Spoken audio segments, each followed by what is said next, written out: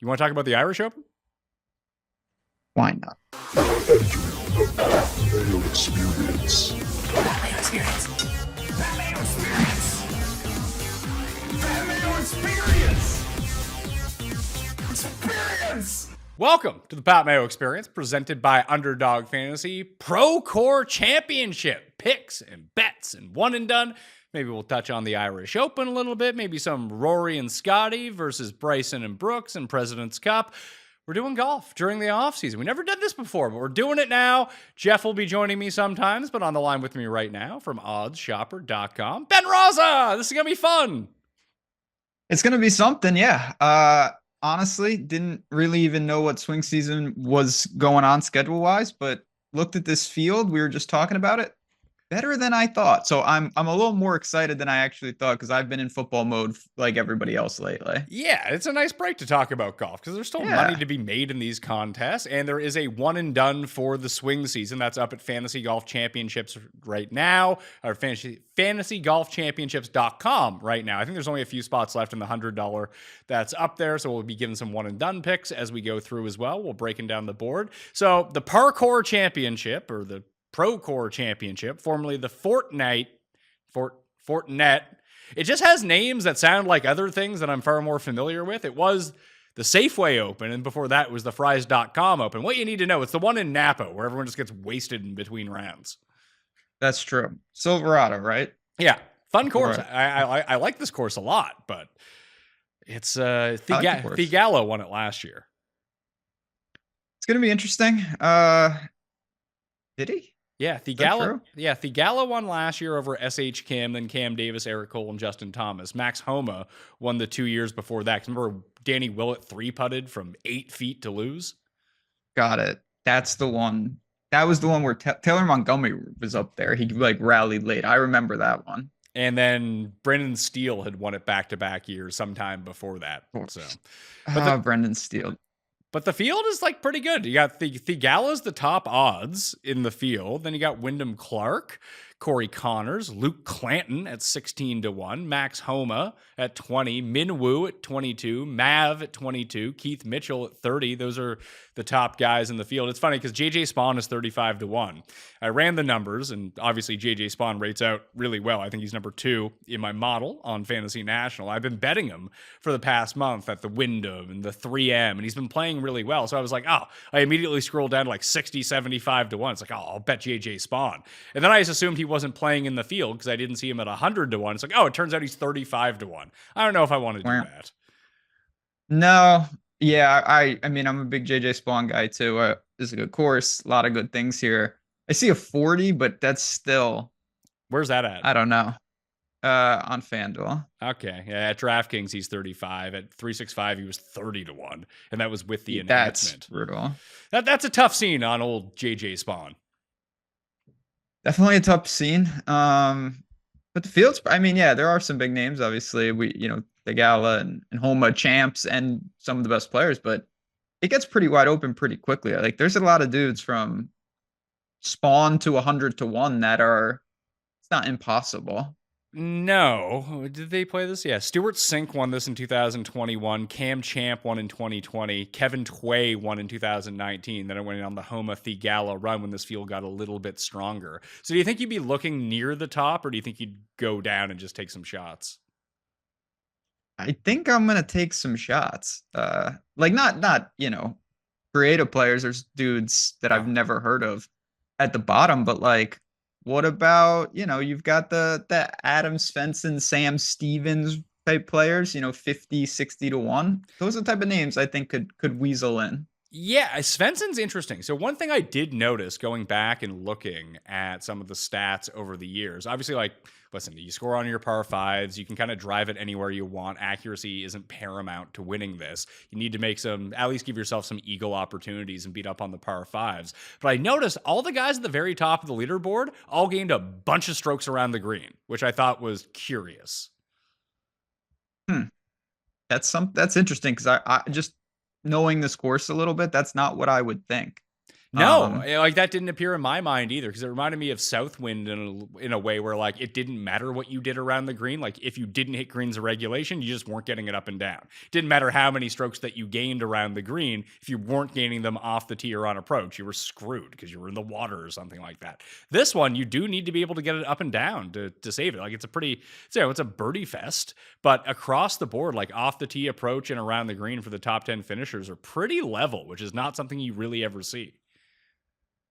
Well, that helps. I mean, Svensson, I can live with that. Bo Hostler, another guy that I was looking at to. Yeah, come on now, live a little. I mean, that's not maybe Eric. Where's Eric Cole? He's got to be up there. Eric Cole was 4th here last year. So around the green, the top players who were like, CT Pan, Mav McNeely, Svensson, Eric Cole, Mac Hughes, Nick Taylor, Ryan Moore, Tim Wilkinson, good Lord, he's 1,500 to 1, but he's inside the top 10 for around the green. Putnam, Berger, Hostler, your guy, Montgomery is up there, Snedeker, Brennan Todd, Forchan, Thigala, Connors, good Lord. He must have had some sort of like one tournament where he chipped in 5 times or something. Oh yeah, an Albatross. It was the Scottish Open and the US Open, because I dated back 24 rounds. But yeah, the past few have not been kind to Corey Connors. You're seeing all these like mid-tier President's Cup guys show up to this field. That's probably why the field is a little bit stronger. Yeah, that's a fair point. I didn't even think of that. But see, this is what I'm saying. Like all the guys we just rattled off, most of them, they're in the 40, 50, 60 to 1 range. Like I'd rather have 2 or 3 of them on the card than, one of these dudes at 15 to 20. Of the guys that I just mentioned, of the top 5 and around the green over the past 24 rounds, 4 of them are actually top 20 in the overall when you include ball striking and opportunities and par 5 scoring. Pan, McNeely, Svensson, and Cole all rank inside the top 20. Svensson and Cole for me are probably the 2 that I'm most interested in. Svensson at 55 is going to be a bet for me. I'm just simply going to bet him. I bet him all the time. See, I wish Spawn, like, why is Spawn so much ahead of these guys? Because he had a good year last year? I don't know. Like, Cooch is another one to look at, too, by the way. Like, I know that we all kind of, like, when I was at the Wyndham, I watched him melt down in real time. But Sink won this a few years ago, so a high greens and regulation guy. But you see, like, Cooch had was good at 3M. He was good through 3 rounds of the Wyndham Championship. He was top 10 at this tournament last year. Like, this was the only other good tournament that he has. Like, do you want to ride recent form of what guys did at the end of the season as a reboot, because it's only been 3 weeks or whatever it's been? Or do you just kind of go off everything else and be like, hey, I know the profile of this guy, I'll take him instead?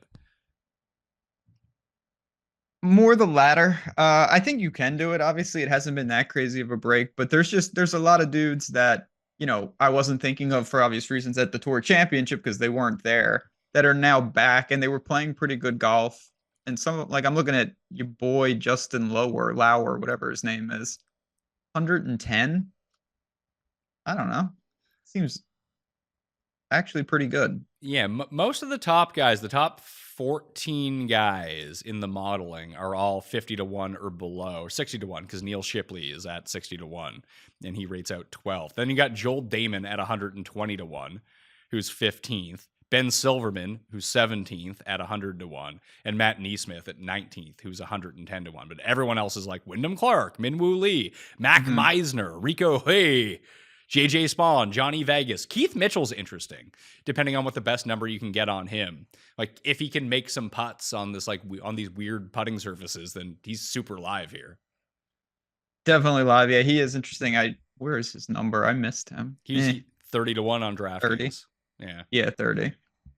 Okay, that's doable. Justin Lauer. I'm telling you. Your guy Lauer? Yeah. He hasn't been good. That's good. He's rested. Good putt. Like, are we over? Like, we saw Steele win back-to-back years. We saw Homo win back-to-back years. Are we just like silly for not taking Sahith? Probably, because I'm not going to. So that checks out. I do think there's, and there's probably some recency bias with this, but this course does seem like the type of course you see a pretty strong profile. You do see a lot of repeat, not just winners, but just people who play good here tend to play good here. See, now I'm in the weeds. The Panda guy's here. Oh, and Big for Norm? him. Yeah, Norm's here. Lindheim is here. So the best guys in this field, like if you think that course history is somewhat sticky and not everyone plays it every single year, obviously, but Homa, Shez, Badley, Hoagie, and Sahith. I think people forget that Hoagie got himself to East Lake. His swing, he gained over 8 strokes on approach at the BMW Championship in Colorado. He led the field in approach, and I think he was last in approach at the Tour Championship. So in terms of strokes gained, there was a 17-stroke swing on his approach play between the BMW and East Lake. I might just go back to, I've been betting this guy all year. I feel like I got to kind of stick with him here now that his odds are way behind guys that he wasn't 4 weeks ago. Yeah, I mean, the level of competition. Again, this is like another indictment on Spawn, and I'm a big Spawn guy, but not just the golfer, but the whatever that thing is, the superhero. The comic book?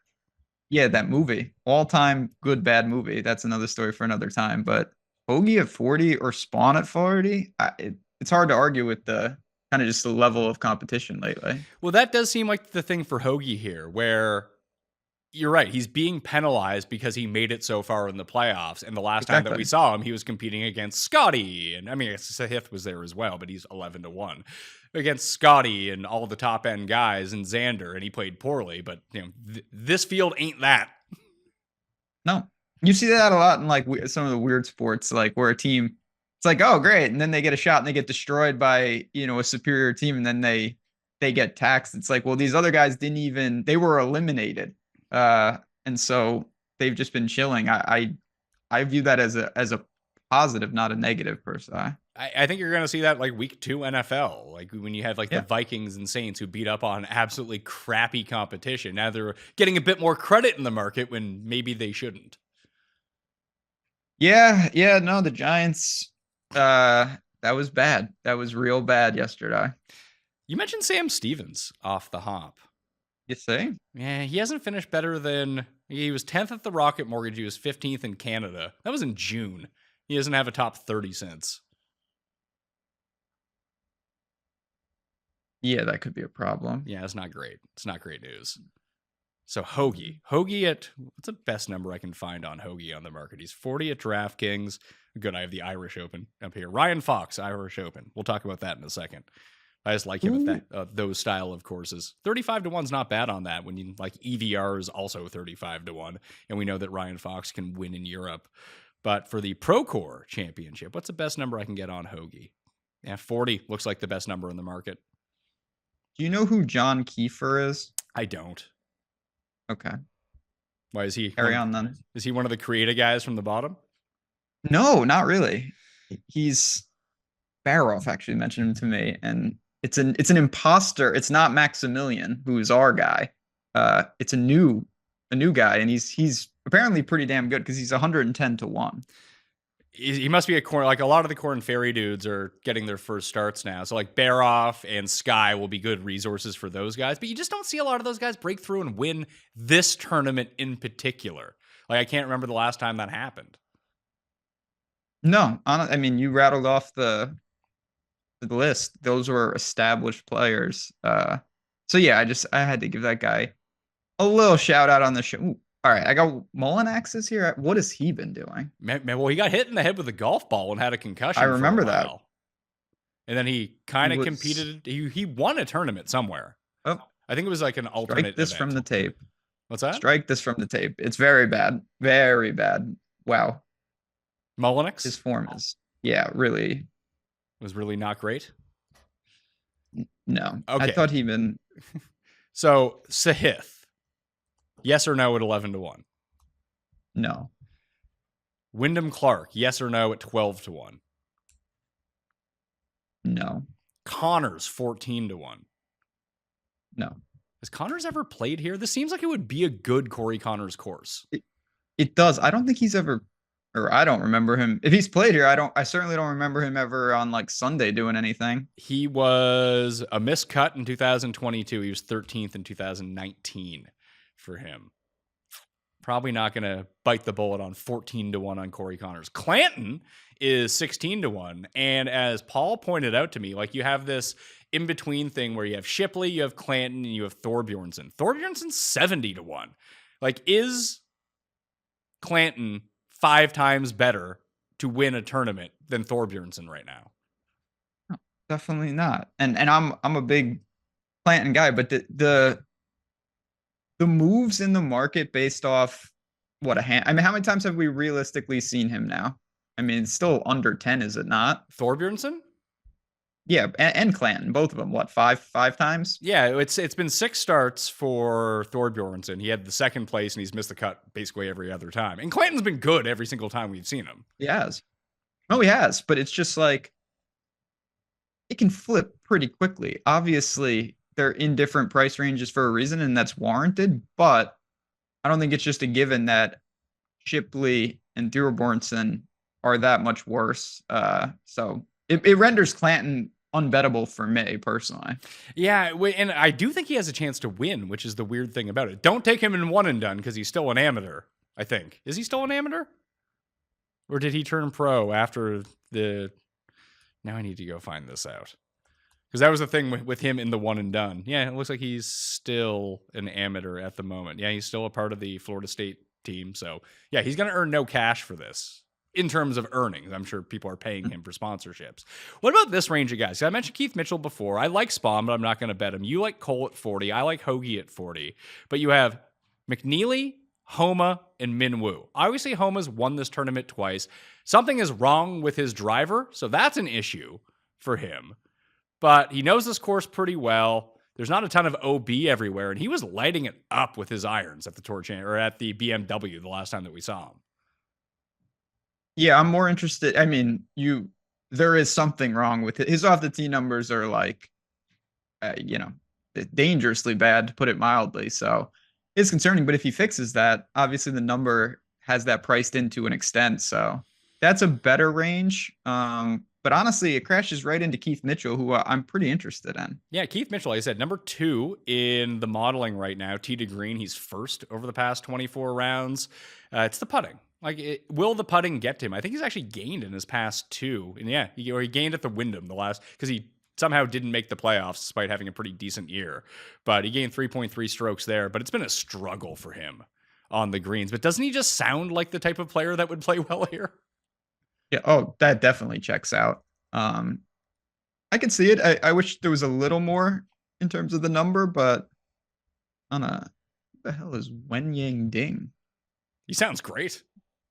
Yeah, I'm already a fan of this guy. Keith Mitchell. Good for him. Keith Mitchell 32-1 at Bet365. Squeeze out that extra value on him. Yeah. And parlay it up with something. Yeah, after that, when we start getting from that, I don't know, everyone 50 below is obviously super in play. I think I might go with you on Svensson. CT Pan is interesting because I feel like he had a little mini renaissance. Everyone went all in on him, and then he withdrew from a tournament, and that was just the end of him. Him and Nick Taylor are both sitting at the same number for me. Nick Taylor was someone I looked at pretty closely as well. Maybe I'm getting I don't know, maybe I'm all Canadian.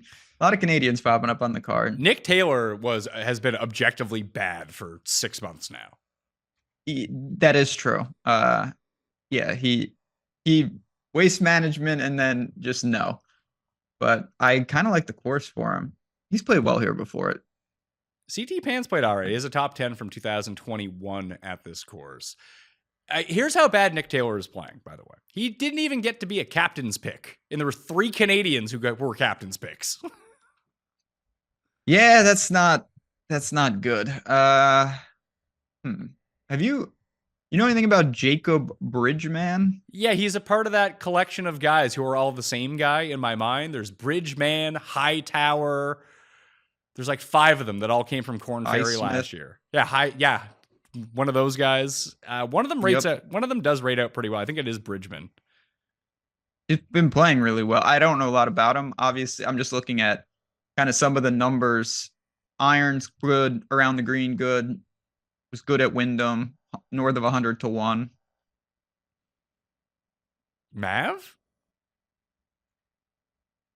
Like Mav I mean, needs to I be could 35. If he was 35, I would bet him. I don't know if 22 is the number on him though. 22 is rough. I bet Mav all the time, and it doesn't go well. Oh, another guy to throw into your collection of like they're all the same guy. Your boy Morpheus Fishburne is another one who's one of those guys. he's 100% part of that contingent. He's here, Oh isn't yeah, he? oh yeah, of course. You got to be in every tournament. Yep. Yep. Yeah, it's amazing that Smotherman was the original and now he's nowhere. Tough scenes. I'm trying to find some of these Corn Fairy guys. They're not all here. Some of them are. I don't know how this reordering works at all. It's just very No. confusing to me. Nick Hardy's here. Yeah, Nick Hardy will put you out of a tournament. Trust me. That's a guy I've actually bet on sometimes over the past 3 months. Yeah, I've been buying on him a little. Although it says here, per my numbers at Fantasy National, code Mayo at fantasynational.com to get yourself that 20% discount, that he actually gains strokes on POA putting, which is You see? good. He can't chip and he can't putt, but the ball striking has been immaculate. Amazing. Like crushing it. That could be a I'm look. just saying. Yeah. 120 to 1? I got 150 on the screen. 150 is an even better number. That's one I would, if I had to choose between the two, that's one I would take him at.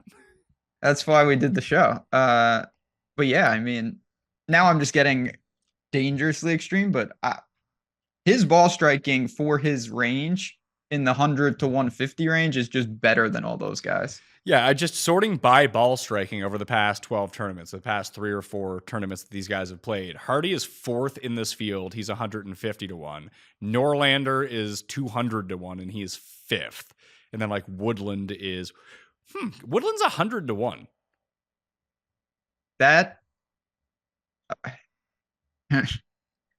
I mean, God, are we really doing that? The ball striking's been really good the last 2 times out. Yeah, he was just couldn't putt at the one in Minnesota. Yeah, he lost over 5 strokes on the greens. And he lost 7 strokes on the greens in Scotland, but he's won at Pebble Beach. This is like in the same sort of vicinity. Same part of the country, Yeah. at least, Northern California. That's probably like a DraftKings play, though. Yeah, that could be a better move. He's a pretty appealing tag. 73. Yeah. Just kind of talking through this right now. So yeah, Mitchell, Hoagie, Hardy. I really want to know what to do with Homa, because if he doesn't come in, I mean, obviously he's in terrible form. That's why the number is where it's at. I see 24 as the best number for him. But if he's not in like the absolute peak worst form, the nadir, he's the co-favorite in this tournament. No doubt about that. So this is what I mean though. I honestly think it's pretty wide open. Like I would take my shots with these type of players. I just worry that Sahith is just going to repeat again. Like he's familiar, like he's great in this part of the country. He putts great on POA, and he comes in an awesome form. He's the one of the big names that him and Homa are the two that I'm most worried about if I don't play any of them. Not Wyndham Clark? No, but I know I always fade Wyndham Clark. All right, so do you want to do some quick bets here for what we got? I'll have everything in the cheat sheet in the newsletter like I normally do, but to kind of run through this. Mitchell at 32, Hoagie at 40, Svensson at 55, and Hardy at 150? That looks pretty damn nice to me. Yeah, that's not bad. Not at all. Any thoughts on one and done if you were going to do the swing season? I would say just to use Sahith, because he's probably not going to play in any more swing season events. Yeah, I mean, the opportunity cost with this is very minimal, is it not? I mean, you have to really plan ahead a ton. Yes and no. Like you can see, like how many starts do you think is you're going to see 0 of the big guys play any of these events? Like the only other one I can really think that they might play is either RSM, because that's the last one and everyone just lives in Sea Island, or Vegas. Yeah, but I still think more and more with this though, it's like you if you have a good line, like you mentioned, it's not a guaranteed the starts. Like take your shot, get a good result going, and then plan ahead, because I wouldn't wait and then you don't even get a chance to use one of the best players. Yeah, the move is probably, because I do think that people will dogpile on Sahith for good reason here, that Wyndham Clark or Max Homa or Minwoo might be sort of the range, because no one's going to use those guys as much, because if anyone's going to use one of the big players in this tournament, not to say that those guys are like 0% owned, but I think that the want would be to use Thigala or drop to Spawn, Hoagie, Svensson, like that range, and just overlook Clark, Homa, and Lee. It feels like if you're going to go up, you use Sahith. If not, you go down lower when all these other guys at very short odds are just sitting there. Yeah, I feel the same way. I just think for something like that, I would not make a hero call. And it could be a hedge against if you don't bet the Gala. There you go. Yeah, just use them in one and done, and hopefully you're on your way. FantasyGolfChampionships.com. You can go register for the swing season one and done right now. A few years back, the irons were the best part of my golf game. But after a swing change about 2.5 years ago, my driver's an absolute weapon at this point, but all of a sudden I couldn't hit my long irons, and even some of my short irons just were not going on the same trajectory that I always wanted them to, or at least that they used to do. So when I heard how the new PXG Black Ops irons can dramatically improve my game, of course I had to give them a try. Anything to improve my golf game. So I called up PXG and I got my current irons, and I took the PXG Irons Challenge, and it has been amazing. The consistency off the club face is unparalleled to any club that I have ever used. Best thing about these irons is because I feel so comfortable that I'm gonna hit the sweet spot on them, I can control the club face, the high, the low, the cut, the draw, no problem. And the new PXG Black Ops irons are the game improvement missile launchers that are going to give you explosive distance, and it's going to feel softer than a baby bunny. The new Black Ops irons are incredibly easy to hit and maximize performance and fun, because getting better is fun. Oh, and they're only $149.99 a stick. That's a great price for a great golf iron. Take the PXG Irons Challenge. It's a ton of fun, and if PXG's new Black Ops irons don't outperform your current irons by delivering either more distance or tighter dispersion, that means better accuracy, during your fitting, you'll get a $100 MasterCard rewards card. Hurry! This offer ends October 7th. Book your fitting today at pxg.com. That's pxg.com. Passion, drive, patience. The formula for winning championships is also what keeps your ride or die alive. eBay Motors has everything you need to maintain your vehicle and level it up to peak performance. Supercharger, exhaust kits, LED headlights, and more. Whether you're into speed, power, or style, eBay Motors has you covered. With over 122 million parts for your number one ride or die, you'll always find exactly what you're looking for.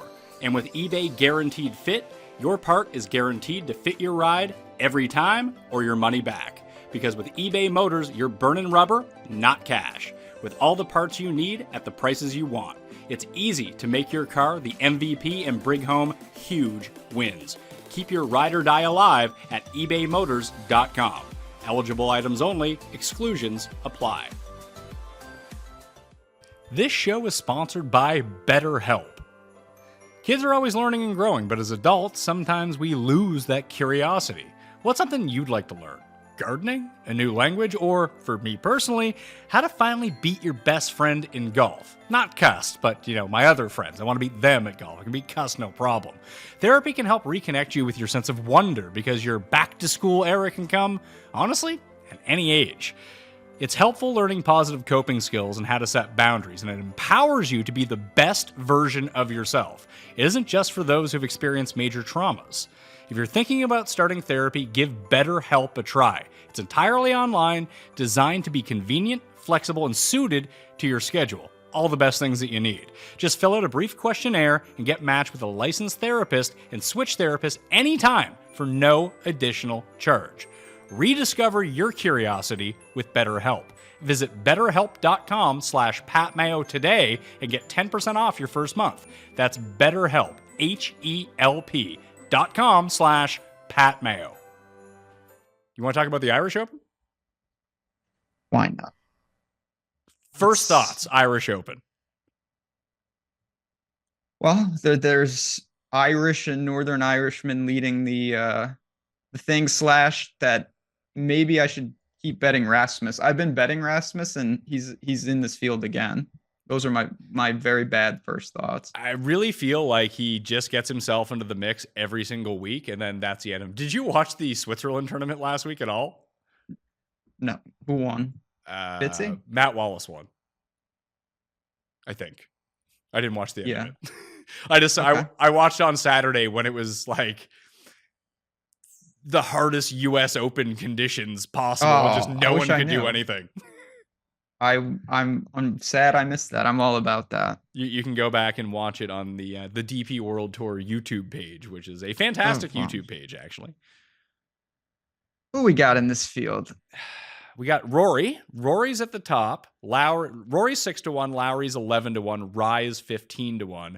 Bobby Mack is 22. Dietrich's 24. Rasmus, your guy, is 24. Seamus is 27. Thirsty Lawrence is 30.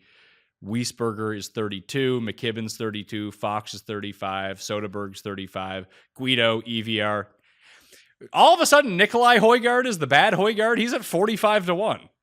Yeah, he got Shang Tsung by the other Højgaard, and now there's another guard. There's Norgard. Yeah, there's Nicholas Norgard, who won in Denmark like 2 weeks ago. Very confusing.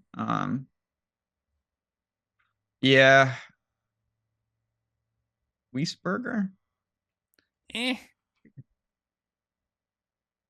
telling you, Rasmus. I'm sticking with Rasmus.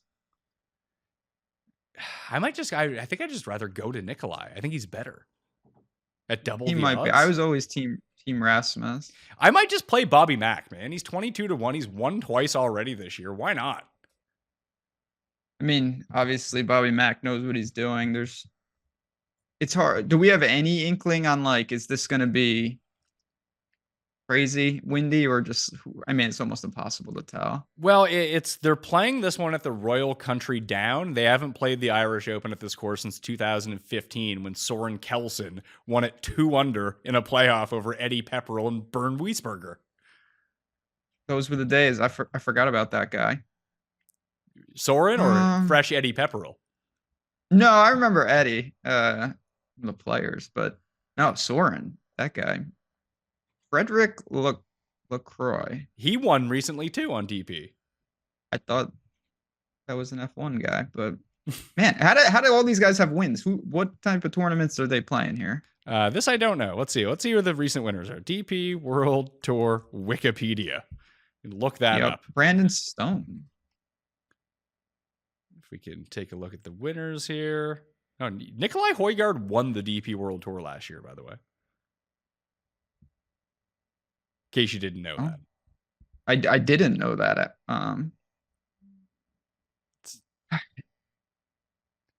Moronk was player so many names over here. The form with these guys, it changes so radically. I'm like, oh my God. Ryo is over here. I mean, that's probably not a bad look. He came, second at the Wyndham, and then his caddy won with Hideki the next week, and now he's back. And he's 90-1. That's actually a good look, I think. Ryo Hisatune? Yeah. All right, so let's go. I'm going to go Bobby Mack, Nikolai Højgaard, and Ryo Hisatune. So 22, 45, and 80. I'm going Rasmus. I'm joining you with Hisatune. Oh, you can play Freddie Ketchup at 140-1. I'd rather play Brandon Stone. What has Laurie Cantor been doing? This I do not know. I cannot tell you what Laurie Cantor has been up to. Well, I'm going to find out, and then I may bet him. Oh, maybe I won't do that. He missed the cut last week. I know that he got kicked off LIV, so that's fun. Yeah, he's back. He's a rebel. Alex Fitzpatrick. Dorborn 50-1. EVR's 45. These are all your favorites. Beef Johnson came third last week. I'm just I didn't know that, but I'm seeing that right now. Who else was up there? Alex Fitzpatrick was the low Fitzpatrick in the tournament. Joust Loudon was there. Guido ended up finishing inside the top 10. Bjork. All of our favorites were up there. Should have done this last week. Yeah.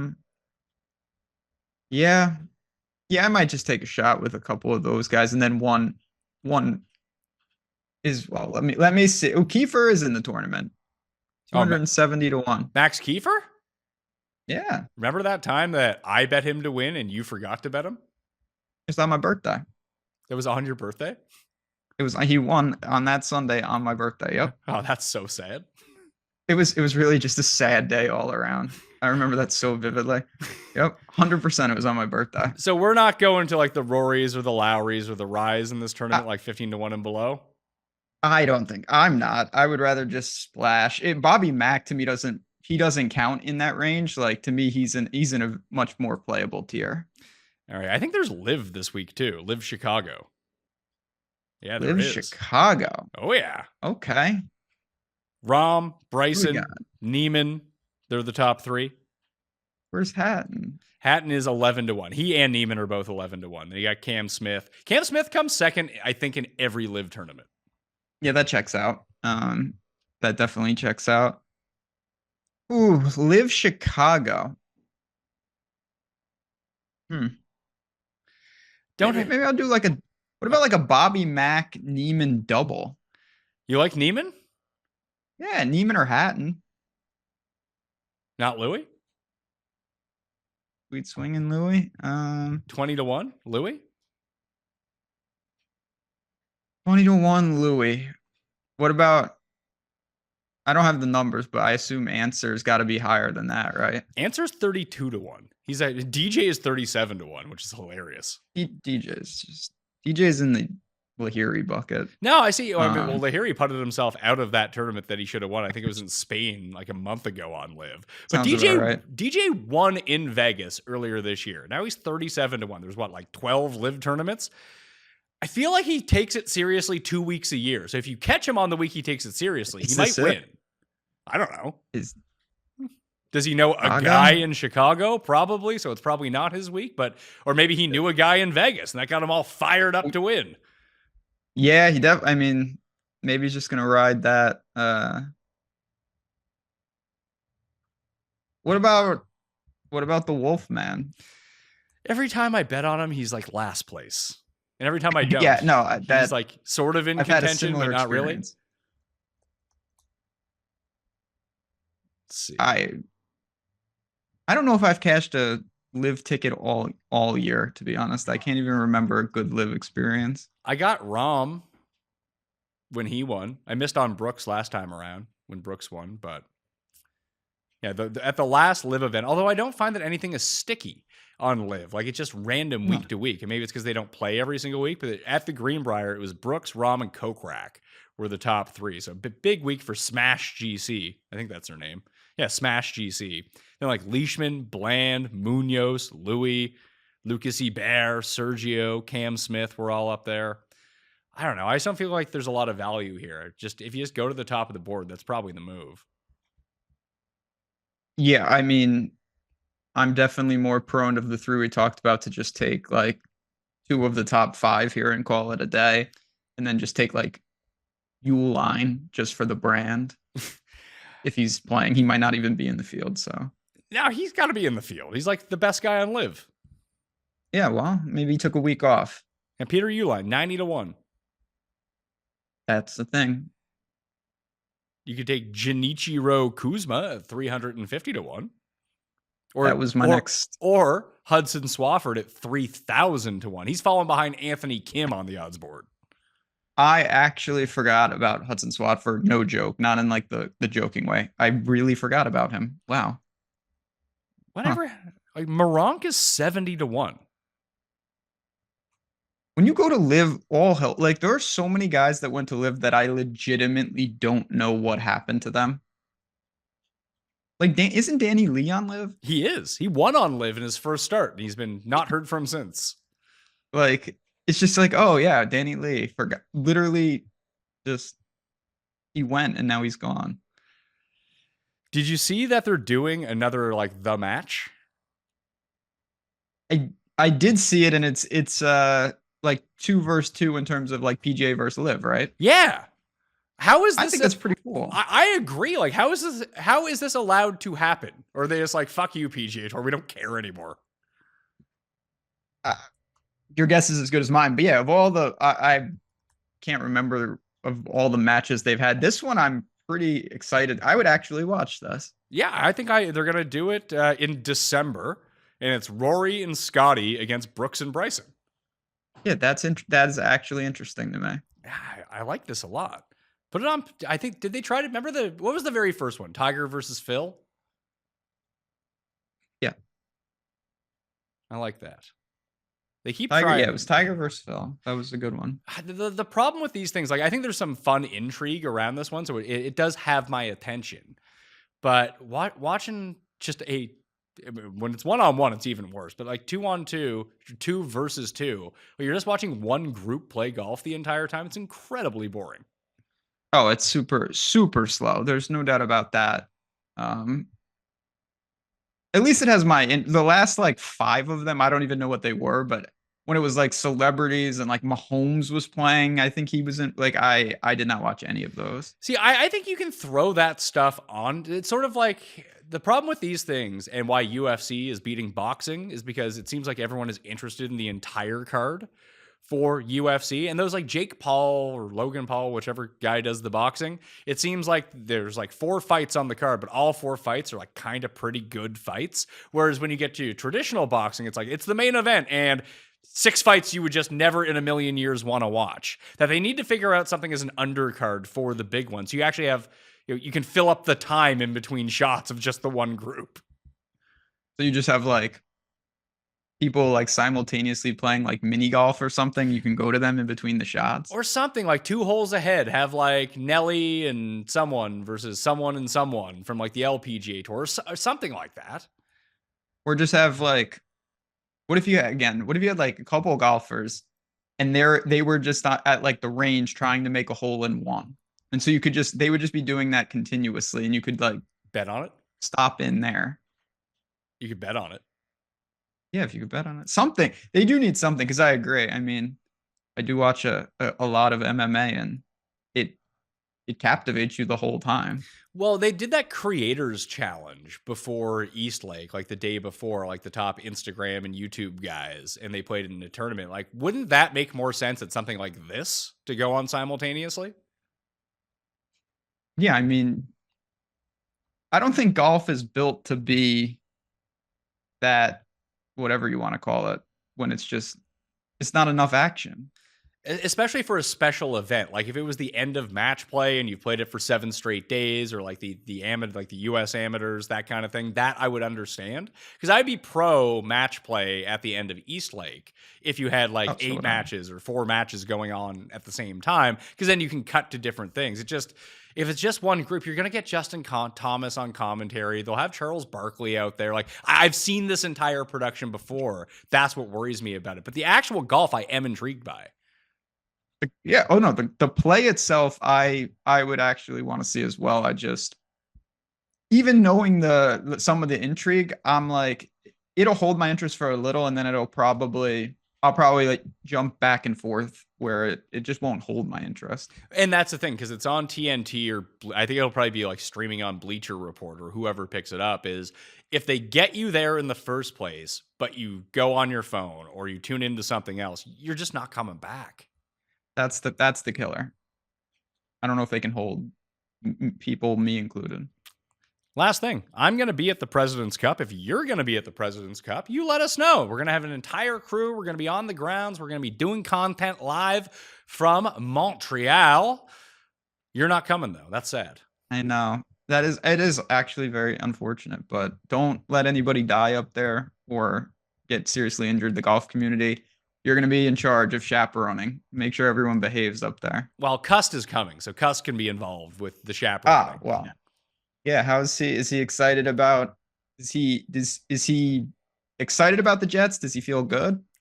He was feeling great until, I mean, I'm releasing this on Tuesday morning, so I don't know what happened on Monday Night Football, but it was 17-0, 17-0, 17-0, and the closer we get to Monday Night Football kickoff, he's just like having panic attacks. 8 and 9. Yeah. Okay. What do you Should make? be interesting. Did you see the latest President's Cup odds?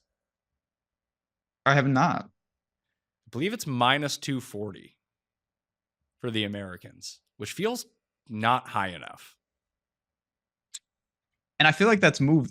Maybe I'm wrong. I feel like there was a window where it was even better than that. Let's see, yeah, plus 240 for the internationals, 14-1 to tie, and minus 250 for the Americans. Like in my cap, and I don't know if I want to like spend the money to bet the minus 250 and just let it ride for 3 days, but they should be like minus 500. It's a good parlay piece with Keith Mitchell.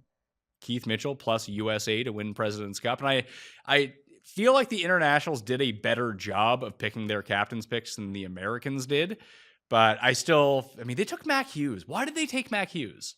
I have one logical explanation, but I want to hear yours. Well, I don't have one. So I wasn't thrilled with the lineup construction on either side for different reasons. But I mean, do you think he's just like they're using him in like a specialist thought process of like he has a unique skill set? Well, I appreciate taking someone like Mac Hughes over something like I think that Cam Davis should be on the team because I think that he plays this sort of course really well. And Tee to Green, he'd been one of the better players in the world over the past 2 months. But with Mac Hughes, what you get is something that you'd want from an underdog because he's an absolute game breaker. Like he'll just chip in 3 times and win 3 holes. Like that's the sort of guy when you're the lesser team in a match play that you would want. So that would be there is something to be variance.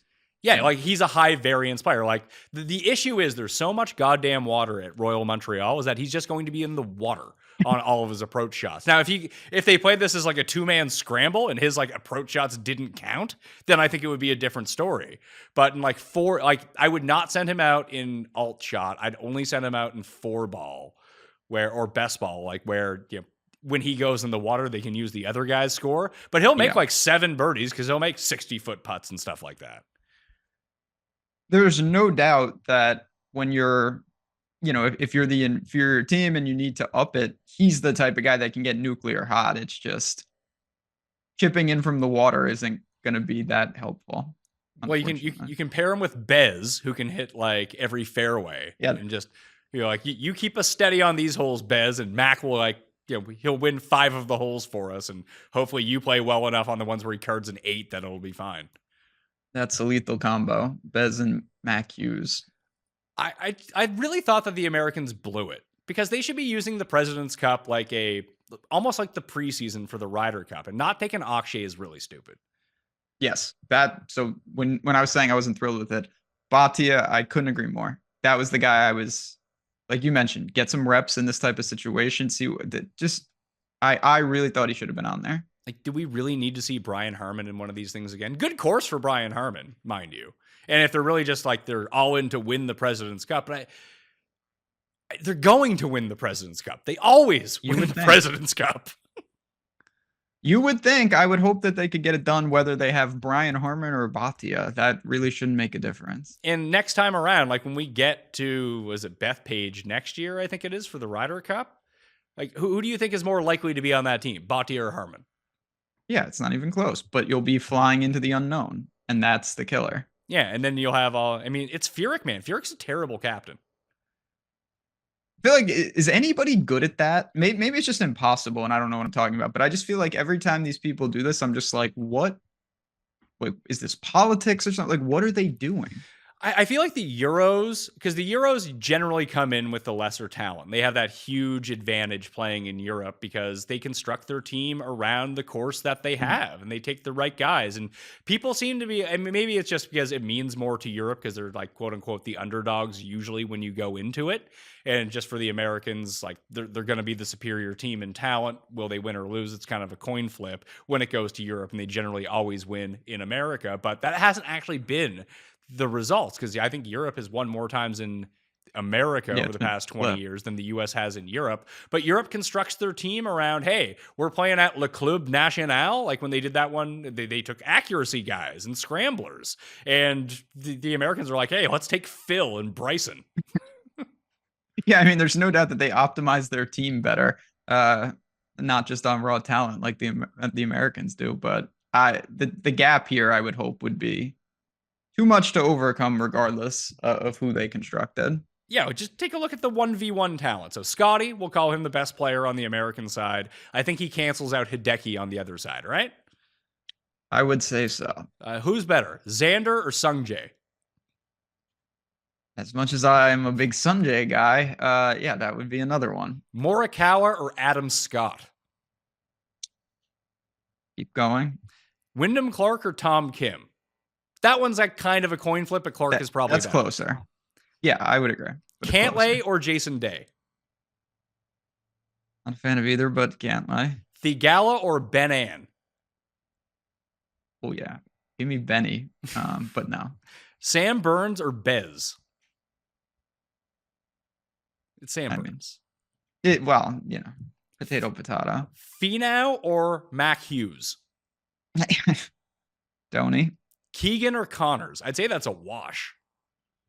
That's the other problem. It's like some of these, it's like, you know, decisive, and then you've got where you could argue the international. At worst, though, it's like razor thin margins. That's the real killer. Like the ones where they might have an advantage are very close, and the others are dominant. I would say the final three, like the internationals, probably have the advantage based on who the U.S. picked. Like, I mean, Henley is the statistical god, so maybe he is better than all these guys. But just on the surface, like Harman, Henley, and Homa, because Homa's playing like absolute garbage now, so watch him go win this week, versus Siwoo, Minwoo, and Pendrith. Like, I like that bottom three better, but if your only advantage is the last three guys on the team, that's not very good.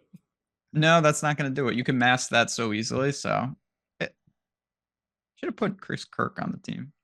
My guy. I thought Horschel should have been on the team too. Like Horschel and Akshay instead of Homa and Harman. I think not that it would have made them significantly better, but that's what I would have liked to see Horschel get rewarded for a good year over Harman, who got his flowers last year, making the Ryder Cup when he won the Open and was guaranteed to be on the team. Henley should be on the team 100%.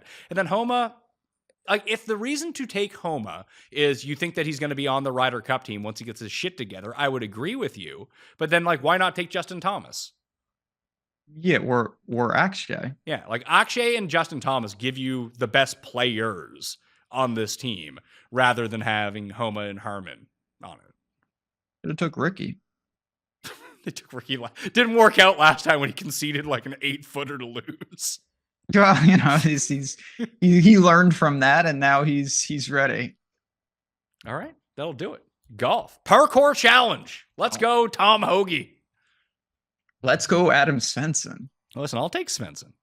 55-1. Let's go. I'll be in on that with you. So Mitchell, Hoagie, Svensson, and Hardy. Good Lord, it's a bunch of losers, but it's a loser tournament. So who knows?